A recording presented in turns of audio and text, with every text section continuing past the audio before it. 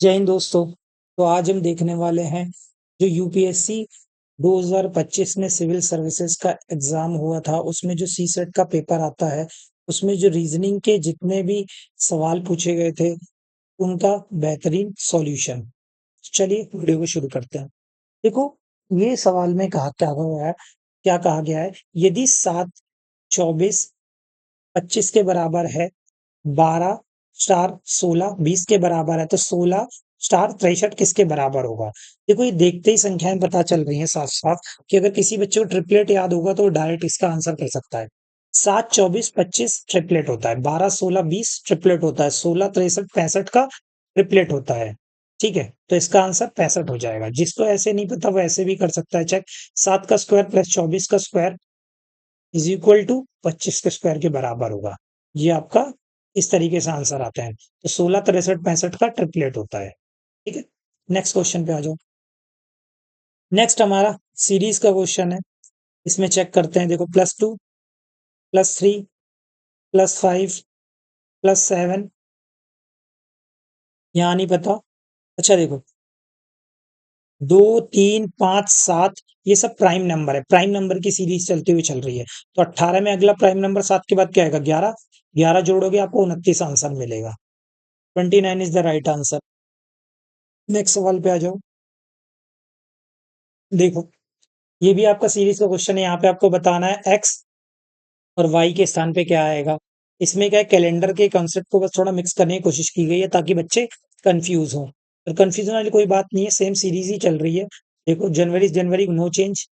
जनवरी दिसंबर -1 month कम हो गया। दिसंबर से अक्टूबर 2 मंथ कम हो गया, तो यहाँ 3 मंथ कम होंगे, 3 मंथ कम होगा अक्टूबर में, तो यहाँ पे जुलाई आ जाएगी, एक्स के स्थान पे जुलाई आएगा। तो इन दोनों में से ये ऑप्शन कोई नहीं होगा। अब यहाँ पे 4 मंथ कम होंगे, यहाँ 5 कम होंगे। 5 कम होंगे मार्च में, तो अक्टूबर आ जाएगा। और यहाँ 6 कम होंगे, अक्टूबर में 6 कम होगा तो अप्रैल आ जाएगा।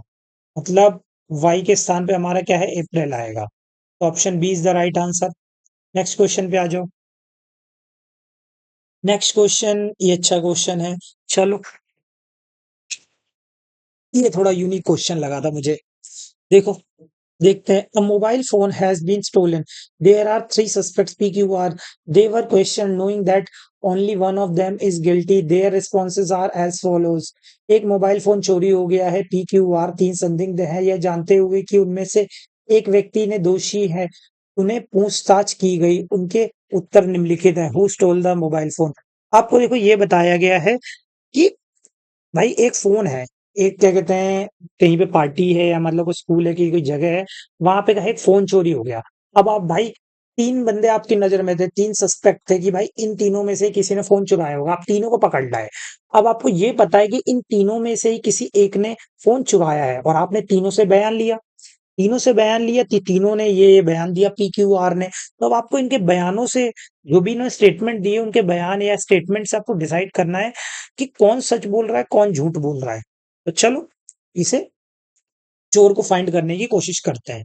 देखो, हम एक चीज जानते हैं कि चोर कभी भी अगर चोरी करता है तो वो ये नहीं कहेगा कि मैंने चीज चुराई है ना।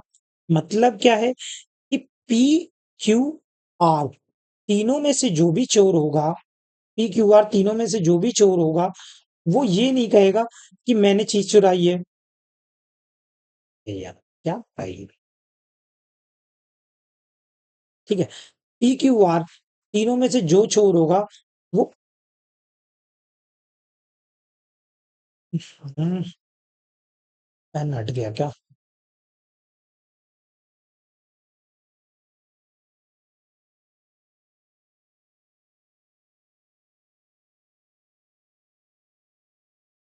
PQR तीनों में से जो भी चोर होगा वो कभी नहीं कहेगा मैंने चोरी की है, वो हमेशा झूठ कहेगा। ठीक है, वो हमेशा झूठ कहेगा कि भाई मैंने चोरी नहीं की है, वो हमेशा झूठ बोलेगा। और भाई, अगर तीनों में से एक ने चोरी की है और बाकी दोनों ने नहीं की है तो वो झूठ बोलेंगे। भाई, जब आपने चोरी नहीं की तो आप झूठ क्यों बोलोगे, आप तो साफ साफ कहोगे भाई मैंने नहीं चोरी की है, मैं क्यों झूठ बोलूंगा। भाई, झूठ हमेशा वही बोलेगा जो चोरी करेगा। और अगर आपने गलत चोर को पकड़ा या मतलब आपने गलत इंसान से झूठ बुलवाया, तो क्या है कि आपकी सारी स्टेटमेंट क्या है, सबकी एक दूसरे में क्या है, क्लैश करेंगी। आपको क्या है, तीनों में से पढ़ के ये क्लियर करना है कि तीनों में से क्या है, झूठ कौन बोल रहा है। कैसे पता लगेगा? देखो, तीनों में से क्या है, एक चोर है। एक चोर है तो वो एक ही बंदा झूठ बोलेगा और बाकी दो सच बोलेंगे। ठीक है? और तीनों में से जो अगर एक बंदा चोर है, एक ही झूठ बोल रहा है, बाकी दो सच बोल रहे हैं, कभी भी हम एक बात और कह सकते हैं कि एक ही चोर है, बाकी दो चोर तो होंगे नहीं।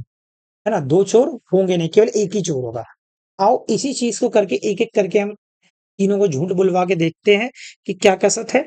फिर हमें चीजें समझ में आएंगी और हमें आंसर तक हम पहुंचेंगे हिंट लेते हुए। देखो, मैंने नहीं चुराया है, किसने चुराया है मुझे नहीं पता। अगर मैं आर को लेता हूं, मैं सोच रहा हूं कि आर झूठ बोल रहा है। मान लेते हैं अब आर जो है, वो आर हमारा बंदा जो है, मैं मान ले रहा हूं कि आर ही चोर है। ठीक है? सारी कंडीशंस फॉलो होनी चाहिए, तभी हमें सही चोर का पता लगेगा।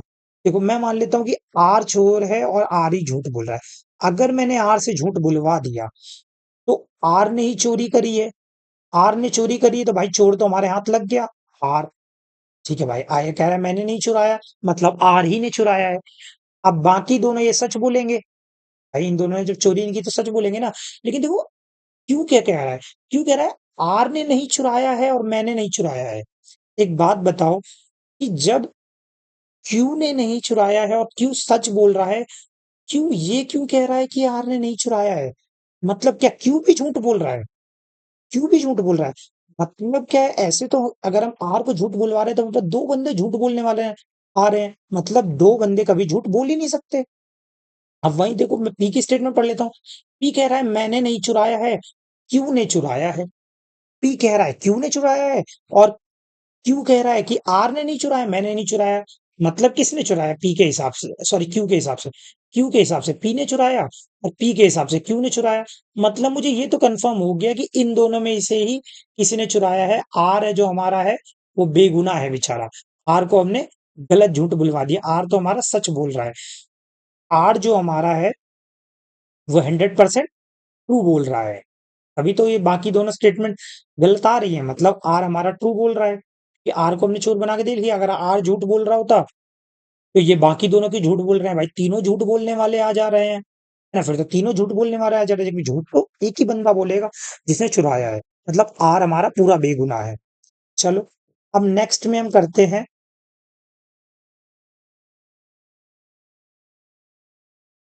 अब हम नेक्स्ट में क्या करते हैं? हम नेक्स्ट में हम एक बार हम क्यू को झूठ बुलवा के देख लेते हैं। क्यू अगर झूठ बोल रहा है, क्यू कह रहा है कि आर ने नहीं चुराया है, मैंने नहीं चुराया है। मतलब आर ने भी चुराया है। अगर आर भाई झूठ, सॉरी क्यू झूठ बोल रहा है, क्यू जो भी सच होगा उसका उल्टा बोलेगा। है ना? भाई अगर क्यू ने चुराया होता तो कहेगा मैंने नहीं चुराया है, और अगर नहीं चुराया होगा तो कहेगा चुराया है। मतलब जो भी बोलना होगा उसका उल्टा बोलेगा। और अगर हम क्यू को झूठा मान रहे हैं, तो क्यू के स्टेटमेंट के हिसाब से आर ने भी चुराया है, और क्यू कह रहा है मैंने नहीं चुराया, मतलब क्यू ने भी चुराया है। तो आर और क्यू हमारे पास दो चोर आ गए। दो चोर आ गए। तो क्या हमारे सवाल के हिसाब से दो चोर हैं? क्या दो चोर हैं? नहीं है। हम जानते हैं कि चोर केवल एक ही है। तो मतलब क्यू भी झूठ नहीं बोल रहा है, क्यू भी सच बोल रहा है। क्योंकि अगर क्यू झूठ बोलेगा तो दो चोर आ जाएंगे, और दो चोर कभी नहीं हो सकते। और आर अगर झूठ बोलेगा, आर झूठ बोलेगा तो तीनों बंदे झूठ बोलने लग जाएंगे, और तीनों बंदे कभी झूठ नहीं बोलेंगे, केवल एक बंदा झूठ बोलेगा। तो मतलब ये दोनों क्यू और आर तो हमारे 100% सच बोल रहे हैं। तो ऐसे भी हमें पता कर सकते हैं कि पी झूठ बोल रहा है। अदरवाइज हम पी की स्टेटमेंट से ही पता कर लेते हैं कि हाँ भाई, पी से ही पूछ के देख लेते हैं, हाँ भाई बता तू, तेरे को भी एक बार झूठा मांग के देख लेता हूं मैं। पी कह रहा है मैंने नहीं चुराया है सर, क्यू ने चुराया है। पी कह रहा है मैंने नहीं चुराया, क्यू ने चुराया।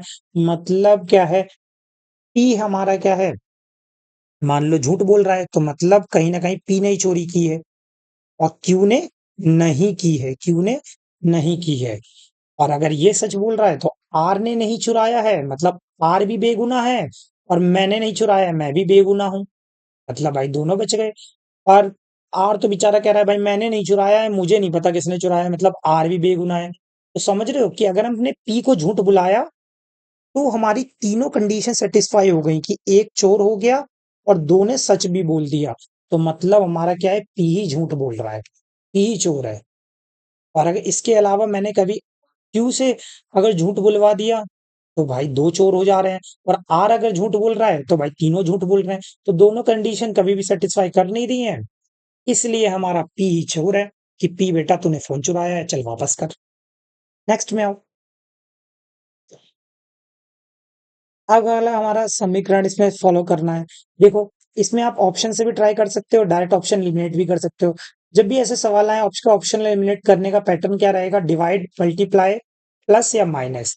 देखो जैसे यहाँ पे पूरा है 20, अब पूरा 20 कभी आ सकता है जब आपका क्या है, डिवाइड हमारा क्या है, सही जगह लगाओ। अगर 3 और 20 के बीच में डिवाइड होता तो आंसर पॉइंटों में आता, और पॉइंटों में इधर है, पॉइंटों में इधर नहीं है।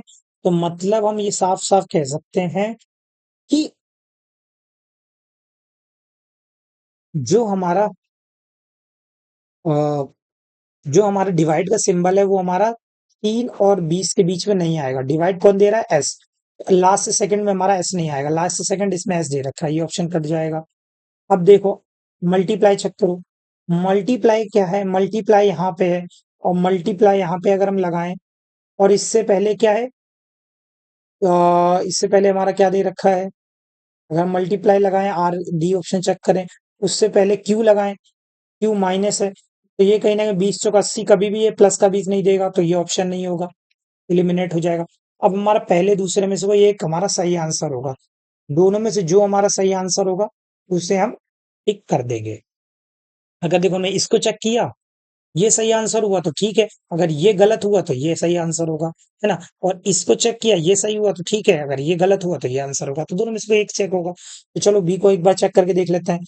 60, 15, 3, 20 और 4 इज इक्वल टू 20। अब देखो, पहले हमारा क्या आ रहा है, क्यू। क्यू का मतलब क्या है, माइनस। फिर आर है, आर का मतलब इंटू है। फिर प्लस है, प्लस पी का मतलब क्या है, सॉरी, फिर हमारा पी है, पी का मतलब प्लस है। और फिर हमारा एस है, एस का मतलब डिवाइड है।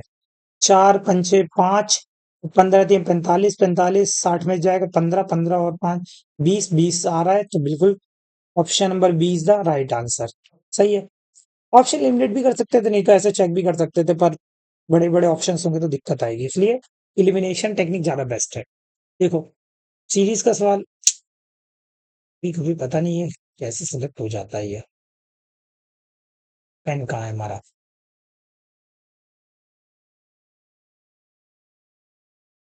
हम्म, देखो यहाँ पे इंटू 2 दिख रहा है, इंटू 1.5 दिख रहा है, सॉरी इंटू 1.5 नहीं, इंटू 2.5 है। 36 दूनी 72, फिर उसका आधा 18, हाँ 2.5 है। फिर इंटू 1.5 है, तो इधर क्या होगा, इंटू 1 रहा होगा। इधर इंटू 1 रहा होगा तो इधर इंटू 0 सॉरी इधर इंटू 1 रहा होगा, और इधर इंटू 1 रहा होगा तो इधर इंटू 0.5 रहा होगा। तभी तो सीरीज बनेगी 0.5 1 1.5 2 2.5। तो 0.5 होगा तो 12 रहा होगा, 12 इज द राइट आंसर। ऐसा सवाल पिछले 2024 और 25 में बहुत ट्रेंड में रहा है, और इनफैक्ट मेंस वगैरह के पेपर में भी ऐसा सवाल पूछा गया है। हर एग्जामिनर इस तरीके का सवाल ही पूछ रहा है इस बार, तो थोड़ा पैटर्न को ध्यान रखना। नेक्स्ट सवाल पे आ जाओ। हमारा रिपीटेड सीरीज का क्वेश्चन है। रिपीटेड सीरीज के क्वेश्चन में 3 स्टेप मेथड, गिनो, फैक्टर करो और फिर चेक करो, मिल जाएगा आपको आंसर। 1 2 3 4 5 6 7 8 9 10 11 12 13 14 15 16 17 18। तो ए 18 है, तो मतलब 6 6 के 3 फैक्टर करके देखो। 1 2 3 4 5 6, यहाँ एक आएगा, 1 2 3 4 5 6, यहाँ एक आएगा। तो शुरू में एक ए दिख रहा है मेरे को, फिर यहाँ बी दिख रहा है, मतलब 1 ए 2 बी 3 सी। पैटर्न साफ दिख गया होगा। तो B C, B A C, B C B A C, option number C is the right answer. Next question पे आ जाओ। वाह, ये बहुत फेमस पैटर्न है।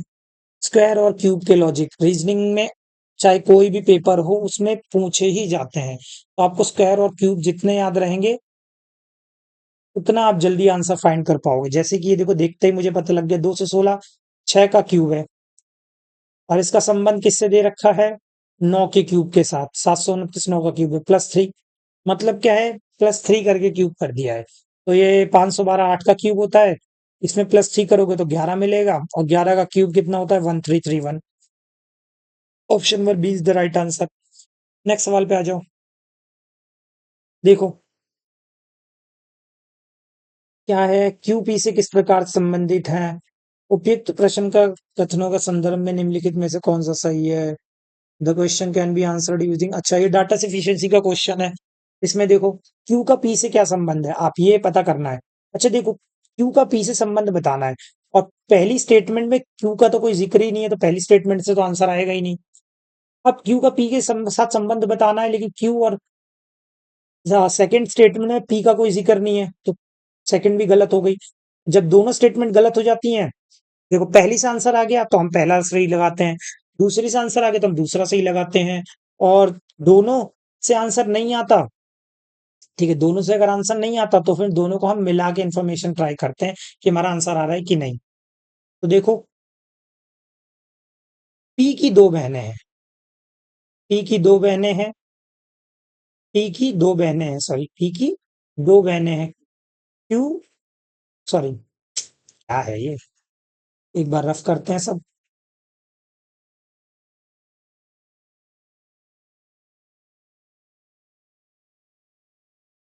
पी की दो बहनें हैं, पी की दो बहनें हैं, कौन? आर और एस। पी की दो बहनें आर और एस है, ठीक है। आर पिता, आर का पिता क्यू का भाई है। जो आर का पिता है, आर का जो भी पिता है वो क्यू का भाई है, क्यू का भाई है, क्यू का भाई है। अब पी का क्यू से संबंध बताना है, तो क्यू का पी से, सॉरी, पी का क्यू से नहीं, क्यू का पी से। क्यू का पी से क्या संबंध है? आप क्यू का पी से संबंध नहीं बता पाओगे। क्यों नहीं बता पाओगे? क्योंकि देखो, हमें पी का भी जेंडर नहीं पता, और हमें क्यू का भी जेंडर नहीं पता।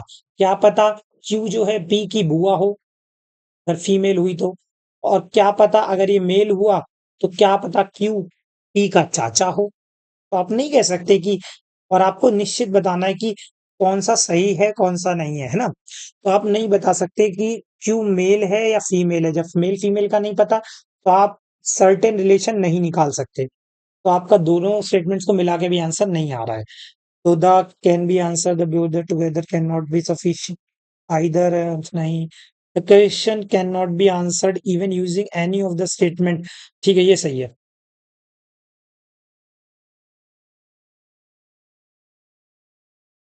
नहीं, यही सही है, ऑप्शन नंबर डी सही है, क्योंकि दोनों स्टेटमेंट का क्या है, मिला के भी हम आंसर नहीं ला पा रहे हैं, दोनों इनसफिशिएंट है। तो ये हमारा राइट आंसर हो जाएगा। देखो नो, नो हमारा क्या होता है, एन 14 पे आता है, और हमारा ओ 15 पे आता है। जब भी इतनी बड़ी संख्या आ जाए, छोटे से लेटर से या थोड़े से लेटर से, तो वो दो ही तरीकों से संदर्भ है, फैक्टोरियल या तो मल्टीपल, या तो पावर का लॉजिक हो सकता है, पावर का, क्यूब या स्क्वायर का, ठीक है, इनका लॉजिक हो सकता है। कभी भी आप प्लस माइनस डिवाइड का तो लॉजिक कभी होगा ही नहीं, तो इस पे चेक भी नहीं करोगे। तो हमारा एक बार चेक कर लेते हैं, 15 चौक 60, 15 15 15 और 6 21, 15 चौक 60, 0, 6 हासिल यहाँ पर आएगा, 15 का मतलब 6 21, 210। मतलब क्या है कि नंबर ऑफ लेटर्स को इनटू किया गया है, तो वही हमारा आंसर है। यही हमारा लॉजिक। एक बार इसमें चेक कर लेते हैं, नॉट का 14 इंटू 15 इंटू 20 कितना हो रहा है? 15 दूनी 30 और 14 तियां 42, बिल्कुल सही है, नंबर ऑफ लेटर्स को इनटू किया गया है। यही हमारा इसका लॉजिक है। तो चलो नोट्स का चेक करते हैं। नोट्स हमारा 14 इंटू 15 इंटू 20 इंटू 5 इंटू 19, ठीक है, 20 पंजे 100, और यहाँ पे कितना हो जाएगा? अगर मैं इधर दे दूं तो 30, और ये हो जाएगा 7। और अगर ये हो रहा है 1 2 3, अब तो कोई हमारा इवन नंबर या 5 बचा नहीं, तो 3 जीरो के बाद वाला आंसर होगा 4 0 4 0। यही आंसर है हमारा। लास्ट डिजिट से ही आप चेक कर सकते हो। इसे क्या है, यहाँ पे माए इंटू बी 9 भी है, 19। ठीक है, 19। ठीक है, 7 या 21, 21 का 1 और 9 एकम 9। लास्ट डिजिट 9 आएगी। ऐसे भी आपका आंसर आ रहा है, अदरवाइज आप 3 डिजिट भी देख सकते थे कि लास्ट में 3 जीरो होंगे। ऐसे ही आप देख के इसका आंसर कर सकते थे। नेक्स्ट पे आ जाओ। 6 5 4 3 2 1 फ्रांस को लिखा जाता है, जर्मनी को 9 1 2 5 लिखा जाता है, कुछ भांडे यमन को क्या लिखा जाएगा। यहाँ पे क्या है, E5, ई का 1 और ई का 1। अच्छा देखो, फिक्स नंबर की कोडिंग है। ई यहाँ पे सेकंड नंबर पे देखो 1 दे रखा है, और यहाँ पे ई लास्ट में है 1 दे रखा है। और देखो यहाँ पे क्या है, यहाँ पे बीच में देखो थर्ड नंबर पे 4 दे रखा है ए का कोड, और यहाँ पे क्या है, लास्ट से थर्ड नंबर पे 4 दे रखा है ए का कोड। मतलब फिक्स नंबर की कोडिंग है, और वही आपका आंसर है। सीधे सीधे फाइंड करते चलो फिर। चौथे नंबर पे यहाँ क्या दे रखा है, 3। एन का कोड 3, तो 3 वाला आंसर होगा, ये कट जाएगा। शुरू में वाई है, वाई का कोड क्या है, 7 है, तो 7 से शुरू होगा, आंसर ये कट जाएगा। और फिर तीसरे नंबर पे 1, तीसरे नंबर पे क्या आ रहा है देखो, तीसरे नंबर पे एम है, और एम का कोड क्या दिया गया है, चौथे पे आपको 8 दिया गया है, 8 आएगा, 8। Option number D is the right answer, C cut जाएगा। नेक्स्ट सवाल पे आ जाओ। अब देखो, ये सवाल का सॉल्यूशन देखते हैं। हम्म, ये मिटेगा नहीं क्या।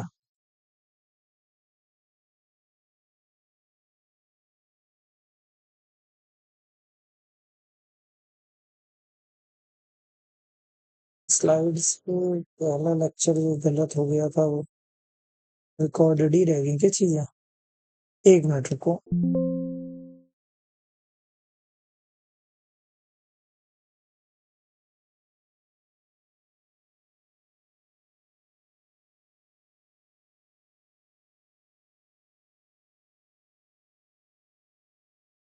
इससे पहले भी मैंने एक लेक्चर रिकॉर्ड किया था, लेकिन थोड़ी सी डिस्टरबेंस की वजह से वो कंप्लीट रिकॉर्ड नहीं हो पाया था, तो शायद उसी की चीजें हैं। चलो, ये दोबारा लेक्चर रिकॉर्ड हो रहा है। ये देखो, शुरू से आ गया।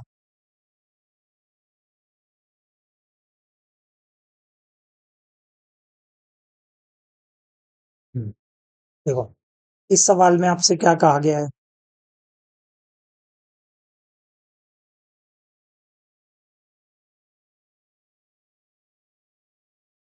एक ठोस घन के सभी फलकों को पीले रंगों से रंगा गया है। इस घन को 60 छोटे किंतु बराबर टुकड़ों में काटा जाता है। कम से कम बार काटा जाए कि 60 टुकड़ों में इस प्रकार काटा गया है कि कम से कम बार काटा जाए। अच्छा, 60 टुकड़ों में काटा गया है और पीले रंग से काटा गया है, तो इसमें नीचे आपको बताना है कौन सा स्टेटमेंट ट्रू है। इस घन को न्यूनतम 9 बार काटा गया है। चेक कर लेते हैं। देखो, यहाँ पे क्या है, ये कोई मेनली एक घन था। देखो, जब क्यूब से क्यूब को काट के निकालते हो, जब क्यूब से क्यूब को काट के निकालते हो तो हमेशा एन क्यूब की फॉर्मेट में होते हैं, लेकिन एन क्यूब की फॉर्मेट में नहीं है। तो आप इससे एक बात क्लियर है कि जो हमारे काट के निकाले गए हैं वो हमारे क्यूब नहीं है, वो हमारे क्यूबॉइड है, क्यूबॉइड्स है। ठीक है, क्यूबॉइड्स है। अब क्या है कि हमने क्यूबॉइड्स निकाले हैं, क्यूबॉइड्स निकाले हैं, तो उसकी साइड, प्रत्येक साइड क्या होगी, L into B into H. L into B into H होती है, एन क्यूब नहीं है। भाई एन क्यूब तो कर लगाते हैं, जब तीनों साइडें बराबर होती है तब एन क्यूब होता है, लेकिन अब तीनों साइडें अलग अलग होगी क्योंकि वो क्यूबॉइड निकाले गए हैं। तो तीनों साइडें पे क्या करो, अब तीनों साइड क्या है, कम से कम कट लगा के निकाले जाना है। कम से कम कट लगा के कब निकलते हैं ज्यादा से ज्यादा टुकड़े, जब क्या है कि हमारे जो फैक्टर्स हैं या हमारे जो हमारे क्यूबॉइड की साइड है वो क्या है, जितनी पास होंगी, जितनी नजदीक होंगी, उतने कम से कम साइड वाले क्यूब क्या है, ज्यादा से ज्यादा क्यूब्स हमें या टुकड़े हमें देंगे। जैसे कि देखो, इसके क्या है, फैक्टर होने को तो 15 इंटू 4 भी हो सकता है, हो सकता है कि नहीं हो सकता? या ये भी हो सकता है कि आपका 10 इंटू 3 इंटू 2, लेकिन क्या है कि हमें कम से कम कट लगा के ज्यादा से ज्यादा टुकड़े निक चाहिए। ज्यादा से ज्यादा टुकड़े पाने के लिए क्या होगा, इसके ऐसे फैक्टर करो कि उनके बीच में कम से कम गैप हो। तो 5 इंटू 4 इंटू 3, 5 चौक 20, 20 तियां 60। ज्यादा से ज्यादा टुकड़े निकालने हैं हमें कम से कम, क्या है, कम से कम कट लगा के, तो ये होगा हमारा। अब देखो इसके कट हमेशा कितने हैं, अगर 5 हमारी साइड है तो हमारे इसमें कट कितने लगेंगे, 4, है ना। अगर भाई 60 गन निकालने हैं ना, और अगर हमारे यहाँ से 5 गन निकल रहे हैं तो कट कितने लगाने पड़ेंगे, 4। और अगर हमारे यहाँ से 4 गन निकल रहे हैं तो कट कितने लगेंगे, 3। और अगर हमारे यहाँ पे कितने, 3 घर निकलने हैं तो साइड जो हमारे कट लगाने पड़ेंगे, या हमारे 3 पीस निकालने हैं हमें, तो हमें कट कितने लगाने पड़ेंगे, 2। भाई ज्यादा से ज्यादा हमारे पीस निकालने हैं ना, और ज्यादा से ज्यादा पीस निकालने क्या है, 2 कट लगाने पड़ेंगे। कट हमेशा एक कम लगाना पड़ता है, तभी तो निकालें। मान लो देखो, अगर मैं एक कट लगाऊंगा तो 2 हो जाएगा, है ना। और अगर मुझे इसे 3 पीस निकालने हैं तो मैं 2 कट लगाऊंगा। वहीं मुझे इसके कितने, अगर 4 पीस निकालने हैं तो मैं 3 कट लगाऊंगा। तो ऐसे ही तो होता है, कट हमेशा एक कम होता है। तो 4 + 3 + 2, टोटल कितने, 9। 9 कट लगाए होंगे 60 टुकड़े निकालने के लिए, बिल्कुल सही है, बिल्कुल राइट है। अब देखो नेक्स्ट स्टेटमेंट पढ़ो। नेक्स्ट स्टेटमेंट क्या कही गई है कि उन टुकड़ों की संख्या ज्ञात कीजिए जिनका कोई भी फलक रंगा नहीं है। अच्छा, संख्या ज्ञात नहीं है, उन टुकड़ों की जिनकी कोई भी फलक रंगा नहीं है, संख्या कितनी है, 6 होगी। भाई देखो, अगर हमारा ये क्यूब होता, मान लो क्यूब होता, और मतलब वैसे बड़ा वाला तो क्यूब ही है, लेकिन अगर जो काट के निकाले गए हैं वो इस 60 की जगह 64 होते, क्यूब होते ये भी, तो हमारा एन क्यूब की फॉर्म में आता, एन क्यूब की फॉर्म में आता, है ना। और जब अगर मैं इस चीज में तुम्हें बोलता कि भाई वो फलकों की संख्या निकालो जिनका एक भी साइड रंगा हुआ नहीं होगा, तो आपको फॉर्मूला पता है, आप पट्टे से निकाल देते हैं n-2 की क्यूब। बिल्कुल सही है। लेकिन क्या है कि ये ऐसे टुकड़े हैं, ये क्या है, जो क्यूबॉइड है, छोटे छोटे छोटे छोटे क्यूबॉइड रूप के टुकड़े हैं, क्यूब नहीं है। तो इसमें क्या है, प्रत्येक साइड का क्या है, हमें प्रत्येक साइड को सेपरेट सेपरेट करके निकालना पड़ेगा। ऐसे आप क्यूब में नहीं लगा सकते इसे। अगर आप देखो ऐसे वाले से ही ब्रेक करके लिख सकते हैं, n-2 की क्यूब को हम ऐसे भी तो लिख सकते हैं। और इसमें क्या है, सबकी साइडें अलग अलग कटी गई हैं, सबकी साइडें अलग अलग कटी, हमने कितने निकाली थी, 5, 15 चौक 60, 5 इंटू 3 इंटू 4। तो इनकी क्या है, साइडें जो निकलेंगी वो कितने हैं, उसमें से 2 आपका माइनस होगा, क्योंकि साइडें भी तो सब अलग अलग है ना, साइड सारी बराबर होती तो हमारा क्यूब निकलता। वो क्यूब है नहीं, टुकड़ों की बात है, तो आपका यहाँ पे इस तरीके से निकालोगे आप n-1 का। तो 5 में से आप 2 घटाओगे, कितना आएगा, 3। अब देखो इंटू, अब आप क्या है, 3 में से 2 घटाओगे 1, 4 में से 2 घटाओगे 2, 3 दूनी 6, 6 जिनका कोई भी फलक रंगा नहीं होगा वो हमारे 6 होंगे। 6 ऐसे टुकड़े निकल के आएंगे। नेक्स्ट क्वेश्चन पे आ जाओ। अब देखो, पी क्यू आर का भाई है, एस आर की माता है, टी पी का पिता है, ये सब रिलेशन दे रखे हैं। आपको क्या बताना है, नीचे दिए गए कोड का प्रयोग करके सही उत्तर का चयन करें, निम्नलिखित में कितने सही हैं। अच्छा, कितने, how many following the statements are definitely true, इनमें से कितनी निश्चित रूप से जो स्टेटमेंट्स हैं वो ट्रू हैं, वो पता करनी पड़ेगी। तो पहले इसमें फैमिली बना लो। पी क्यू और आर का भाई है, पी क्यू और आर का भाई है, पी का जेंडर पता लग गया। और एस आर की माता है, जो एस है आर की माता है, ठीक है। टीपी का पिता है, टीपी का पिता है, ठीक है, ये दोनों पति पत्नी हो जाएंगे। अब देखो निम्नलिखित में से कौन सा कथन सत्य है। चलो, एस टी की दंपत्ति है, बिल्कुल सही है, दोनों कपल हैं, एस और टी दोनों कपल हैं, दोनों पति पत्नी है, बिल्कुल सही है, पहला तो सही है। दूसरा, क्यू टी का पुत्र है, क्यू टी का पुत्र है, क्यू का जेंडर पता है आपको कि मेल है कि फीमेल है, नहीं पता, तो पुत्र कैसे कह सकते हो, पुत्री भी हो सकती है, तो पहले दूसरा गलत है। तीसरा, टी क्यू का पिता है, टी क्यू का पिता है, बिल्कुल सही है, टी क्यू का पुता हो जाएगा। अब देखो एस पी का, अच्छा देखो वही उसका उल्टा दे दिया ना कि अगर यहाँ पे पूछता क्या कहते हैं कि क्यू टी की पुत्री है तो भी गलत हो जाता, क्यू टी का पुत्र है तो भी गलत है, क्योंकि क्यू का हमें जेंडर नहीं पता ना, तो हम निश्चित रूप से सही नहीं कह सकते, लेकिन हमें टी का जेंडर पता है, इसलिए हम कह सकते हैं टी क्यू का पिता है, चाहे लड़का हो चाहे लड़की हो। अब देखो एस पी की माता है, जो एस है पी की माता है, बिल्कुल सही है। आर टी की पुत्री है, आर टी की पुत्री है, नहीं कह सकते भाई क्योंकि हमें आर का भी जेंडर नहीं पता। पी एस का पुत्र है, पी जो एस का पुत्र है बिल्कुल सही है क्योंकि पी का जेंडर हमें पता है। तो यहाँ कितने सही हो जाएंगे? पहला, तीसरा, चौथा, छठा, एक दो तीन चार, चार सही हो जाएंगे, तो four is the right answer. Next सवाल पे आ जाओ। अब देखो किसी शहर में सात A B C D F G H G है, जो विभिन्न मार्ग A B A C C D D B F E F G और एफ जी से जुड़े हैं। ए बी से 6 किलोमीटर, ए बी से 6 किलोमीटर दक्षिण में है। ए जो है बी से 6 किलोमीटर दक्षिण में है, 6 किलोमीटर दक्षिण में है, कर दिया। अब क्या है? ए सी से 10 किलोमीटर पश्चिम में है।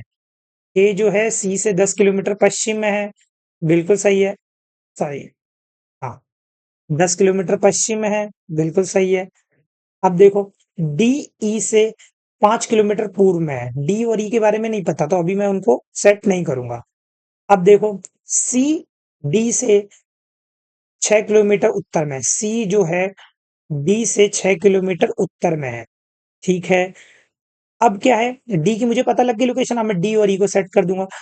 डी जो है ई से 5 किलोमीटर पूर्व में है, तो जो डी है वो ई से 5 किलोमीटर पूर्व में है, पूरी इधर हो गया, तो ई से 5 किलोमीटर पूर्व में है। अब सी डी से 6 किलोमीटर उत्तर में है, जो सी है वो डी से 6 किलोमीटर, ये तो पढ़ ही चुके हैं, यूज कर चुके हैं। एफ बी से 9 किलोमीटर पश्चिम में है, एफ है जो बी से 9 किलोमीटर पश्चिम में है, एफ बी से 9 किलोमीटर पश्चिम में यहां से हो जाएगा, ठीक है। अब क्या है, एफ जी से 12 किलोमीटर उत्तर में है, एफ क्या है, जी से 12 किलोमीटर उत्तर में है।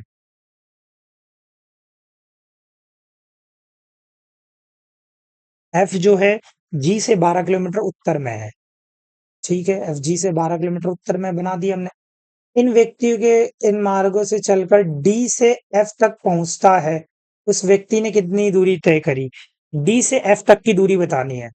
10, 6, 16, 16 और 10, 6, 16, 16 और 6 कितना हो गया? 22, 22 और 9, 31, 31 है भाई। डी से एफ तक की दूरी बतानी थी ना, तो वो हमारी 31 है। देखो कई बार क्या है ना, इसमें ट्रिपलेट वाला भी आता है, राइट ट्रायंगल बना के भी ऐसे शॉर्टकट पूछ लेता है, लेकिन इसमें शॉर्टकट नहीं पूछा गया क्योंकि वैसे ऑप्शन नहीं दे रखे, इन्होंने टोटल दूरी पूछी है तो हमने टोटल दूरी बता दी। अगर शॉर्टकट पूछा होता तो हमें फिर राइट एंगल ट्रायंगल बना के वो सब लगाना पड़ता, ट्रिपलेट वगैरह लगानी पड़ती। चलो नेक्स्ट सवाल पे आ जाओ। उपयुक्त कथनों में से कौन सा सही है? अच्छा, उपयुक्त कथनों में से कौन सा सही बताना है। देखो यदि ये रिलेशन दे रखा है बी सदा ई से बड़ा होगा, अगर बी सदा ई से बड़ा होगा तो बी और ई के बीच में ही सिंबल होगा, तो बी और ई के बीच में देख लो, ई इधर है बी इधर है, ये देखो नो रिलेशन, दोनों तरफ को मुंह खुल गया, नो रिलेशन। बी, इन दोनों के बीच में नो रिलेशन आ गया, तो बी और ई के बीच में हम कोई भी रिलेशन नहीं बता सकते, तो पहला स्टेटमेंट गलत है भाई। दूसरा स्टेटमेंट क्या गया? एस वी से सदा कम है, एस जो है वी से सदा कम है, तो वी हमेशा बड़ा होगा एस से, यही तो इसका मतलब होगा। देखो एस टी के बराबर है और टी यू के बराबर है और यू वी के, यहां मुझे लगता है कुछ गड़बड़ है ऑप्शंस में। देखो चलो,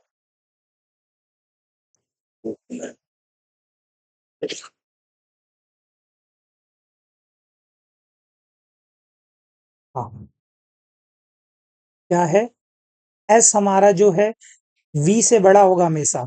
भाई एस टी के बराबर है, बिल्कुल सही है। और टी हमारा क्या है, टी के बराबर है तो एस आ गया, ठीक है। और यू हमारा वी के बराबर है तो वी हमारा, तो ये हमारी स्टेटमेंट बिल्कुल सही है, ये तो सही है, ये तो हमारी सही दे रही है। लेकिन मैं एक बार, मेरे को लगता है यहाँ पे क्वेश्चन में कुछ मिस प्रिंट है। ये क्वेश्चन, देखो, अगर ये स्टेटमेंट ऐसी दी गई है तो इसका आंसर बिल्कुल सही है, तो हमारा only second is the right answer हो जाएगा, ठीक है। लेकिन